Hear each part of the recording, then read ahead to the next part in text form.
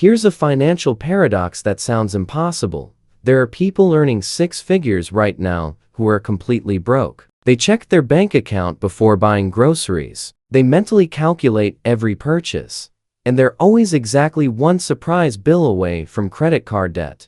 Yet simultaneously, there are people earning significantly less who sleep soundly. They don't panic when the car makes a strange noise. They can actually plan years ahead. So what's different? Did they inherit money? Win the lottery? No, they crossed an invisible threshold most people don't even know exists. The exact moment you become upper middle class has nothing to do with your salary, your zip code, or the car you drive. It's something far more boring and far more powerful. Once you understand it, the entire economy suddenly makes sense. Because conventional definitions of upper middle class, they're designed to keep you on a treadmill forever. Most people think upper middle class looks like this: a nice house in a good school district, 2 newer cars, frequent dining out, kids in premium activities. When we see someone living like this, we assume they've made it. They're secure, they're winning. But here's the twist. Lifestyle signals are lagging indicators, and they're deeply misleading.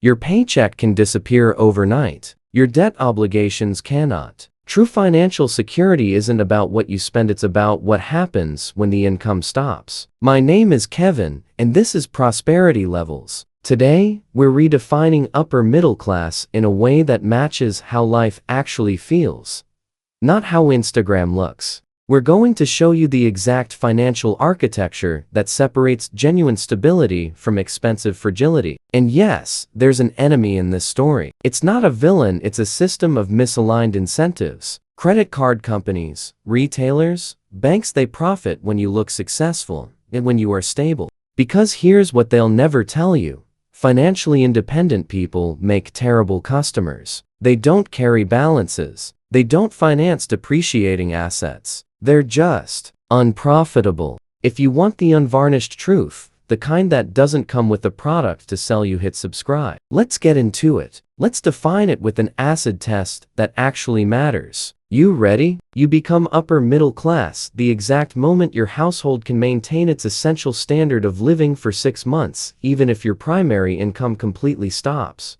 Without taking on debt, without liquidating long-term investments, without panic-driven decisions that sabotage your future. That's the milestone. Not when you look upper middle class, when you function as upper middle class. Because buffers are invisible. You don't get status for having 6 months of expenses saved. You don't get likes for an emergency fund. Society rewards the purchase, not the preparation. Our culture teaches you to optimize for signals, not stability. Which means the exact moment you become truly upper middle class, nobody notices. And that's by design. Let me show you exactly how this works. 2 households, same neighborhood, similar jobs, similar ages, but completely different realities. Household 1, combined income $110,000 per year. Excellent money by any standard. But watch what happens. Mortgage $3,000 per month. 2 car payments $850. Student loans $600. Credit cards $250. Childcare $1,200. Take home after taxes $7,200 per month. Fixed obligations $5,900. Breathing room $1,300. Emergency fund $4,000. They're not irresponsible. They save when they can. But every variable has to go perfectly for this to work. 1 layoff. The math breaks. Car repair goes on credit. Medical emergency back to zero. They look incredibly successful, but they're one crisis away from catastrophe. This is high-income fragility. Now household 2.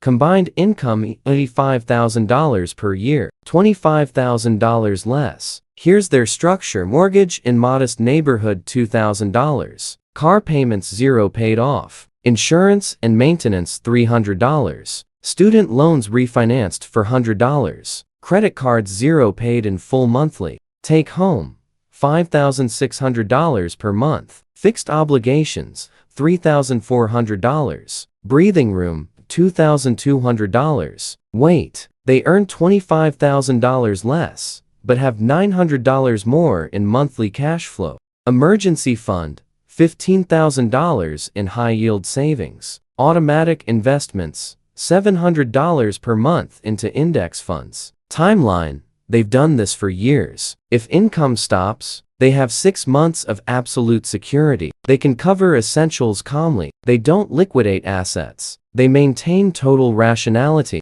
Same neighborhood, but household 2 has something household 1 doesn't: structural freedom. This is the functional difference between middle class and upper middle class, and it has almost nothing to do with income. Let me show you this through a real example. Meet Leila, 32 years old, healthcare administrator, $73,000 per year, monthly take-home, $4,800. She's responsible, tracks expenses, pays bills on time, does everything right, yet she lives with this quiet, ambient anxiety she can't quite name. Not panic, just low-grade stress that never goes away. Corporate downsizing would be a disaster. She has maybe 8 weeks before things fracture. An out-of-network medical bill would derail her entire year. A major car repair means choosing between savings goals or credit cards. She's not living paycheck to paycheck in the extreme sense, but her entire lifestyle depends on one variable: uninterrupted employment.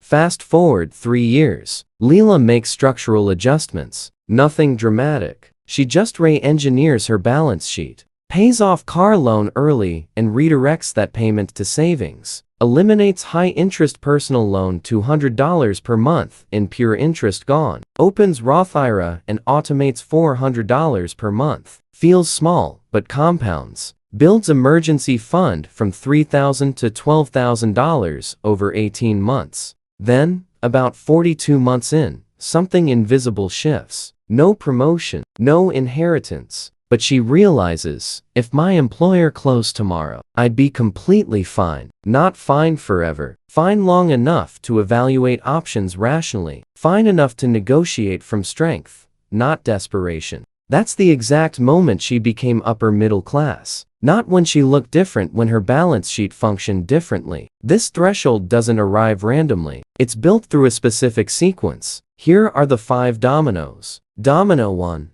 Build a true emergency floor. Not $1,000. A fortress of liquid cash enough to eliminate forced timing. Because your enemy isn't risk, it's forced timing. When you need $5,000 by Tuesday to prevent disaster, you make terrible decisions. But with capital buffer, you buy yourself time. And time is the difference between a setback and a catastrophe. Domino 2. Eliminate the interest drain. High-interest debt is a wealth assassin operating silently. $5,000 credit card balance at 22% equals $1,100 per year in pure interest. That same $1,100 invested annually for 20 years at 10% equals $63,000. Every dollar you pay in consumer interest is a dollar that can't compound for you. It's pure arithmetic. Domino 3. Automate your wealth building. Your future cannot depend on motivation on any given Tuesday. Configure it once. Every month, capital moves from checking to investment before you see it, before you can inflate your lifestyle, before you can talk yourself out of it. At this stage, consistency beats optimization. $400 every month systematically outperforms $1,000 erratically. Domino 4. Let compounding work. In the beginning, returns look pathetically small. You invest $500, gain $40. Your brain says, irrelevant. But you're not investing for this quarter. You're building a machine that will eventually earn more per hour than you do. $500 per month at 10% return. Year 1, $600 in growth. Year 5, $5,600 in growth. Year 10, growth matches your contributions. The contribution hasn't changed. The market hasn't changed. But the machine is now doing heavy lifting. Domino 5. Defend against lifestyle inflation. When you get a raise, bifurcate it. 50% improves your life now. 50% goes to investments and safety net. Otherwise, you're just running faster on the same treadmill. More income, same vulnerability, just with nicer countertops. Now, here's why most people never cross this threshold even when they earn enough. 3 psychological traps. Trap 1. Instant lifestyle inflation. You get a raise. Logic says, keep expenses flat, route the premium to assets. But psychology says, you deserve this. You've worked hard. Suddenly, the entire raise becomes new permanent overhead. Person A earns $60,000 to $80,000, maintains $60,000 lifestyle equals upper middle class, and for years. Person B earns $60,000 to $80,000, scales to $80,000 lifestyle equals fragile forever. Trap 2.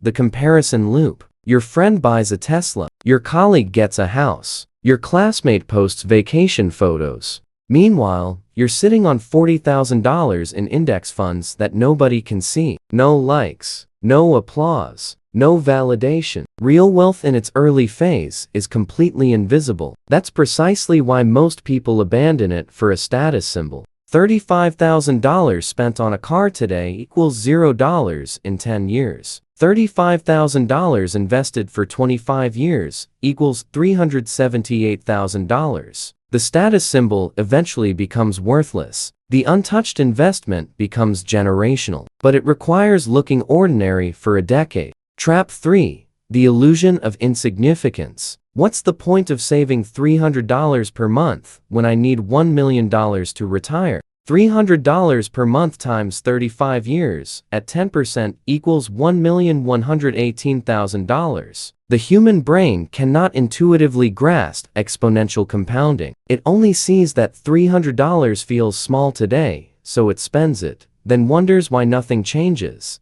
So what actually shifts once you cross this threshold? What does upper middle class feel like from the inside? Shift 1. Employment becomes a choice, not a dependency. You evaluate opportunities based on growth and culture, not just whoever can pay your bills. You negotiate from strength. You can walk away from toxic situations. You can take strategic risks because short-term gaps can't break you. Shift 2.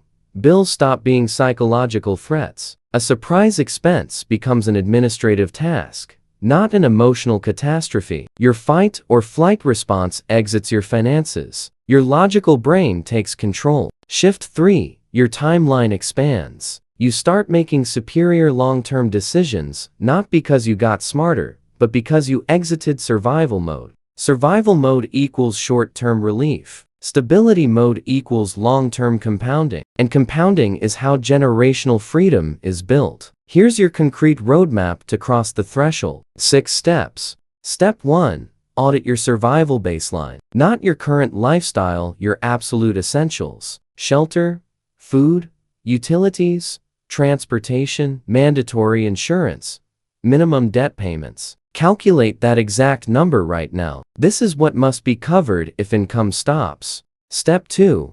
Build your capital runway. Liquid cash to fund that baseline for minimum 6 months, ideally 9 to 12 if your industry is volatile. This isn't glamorous. It won't make you feel rich. It's insurance, boring when you have it, catastrophic when you don't. Step 3. Eliminate high-interest debt. Any liability above 7 to 8% interest must be destroyed.